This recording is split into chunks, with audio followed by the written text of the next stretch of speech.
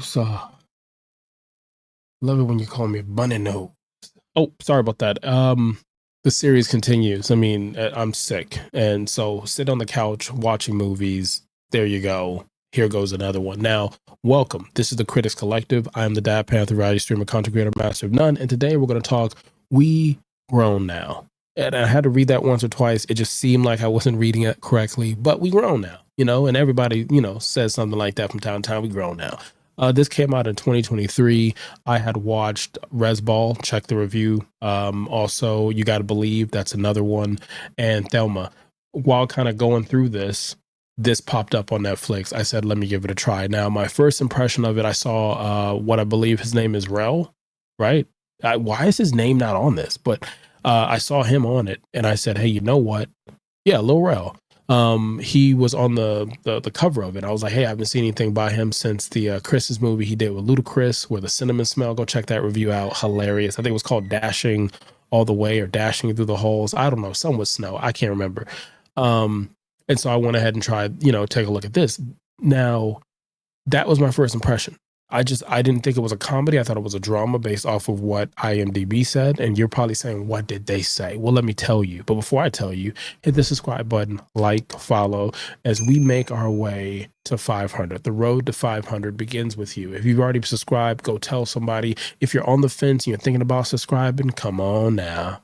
Come on. Help us out. So what IMDb says is they say two young boys, best friends, Malik and Eric, discover the joys and hardships of growing up in the sprawling Cabrini-Green public housing complex in 1992 Chicago. So this story is out of Chi-Town. There is some truth into the area in which they're talking about. They do show that at the beginning and towards the end of it. Now, I will go into this without any spoilers, so don't worry about it. But for this story, I will go with the lows. The lows was it's a sad, true story. We see it too many times. There's so many stories playing. There's 3 to 4 main stories that are playing right here. I think they share the screen evenly, which is great, but it's just a sad story, and we hear it all too many times. So I would say it's a negative, but not a negative if it makes any sense. What happened next? Because it talks about an area, the apartment complexes or the projects, if you would. I wanted to see what happened to that space after. Like we've talked about stuff like Candyman, or if you're in the Georgia area, or even Florida areas like Wynwood or certain parts of Atlanta, where you've seen the property value drop and you see new people come in, and now everything costs an arm and a leg to go ahead and enjoy a hot dog or something. I was curious what would happen with this historic spot that's been a part of so many people's lives. Now, the good stuff I would say the pacing was great. It's an hour and 33 minutes, and it doesn't feel like an hour and 33 minutes. There is no action in this, and so that's very impressive to do that without adding all the trauma or something to try to say, here's the time, and I'm going to go ahead and give you a better pacing. I thought it was shot like art. I mean, I can't wait to see if maybe Lingo wants to jump in or have a conversation on it, or anybody else in the crew, or maybe you in the comments. But every shot was so smooth, like it was art. And I thought it was really, really well done, and I enjoyed that. The kids. Now, before I go in the kids, the actors are acting. The actors are acting. All of them that were on here, they were acting. They were acting. The kids, though, Malik and Eric, they carried it. Now, what I will tell you, and it's not a spoiler, it's just because I don't watch trailers, so it was nothing shown to me.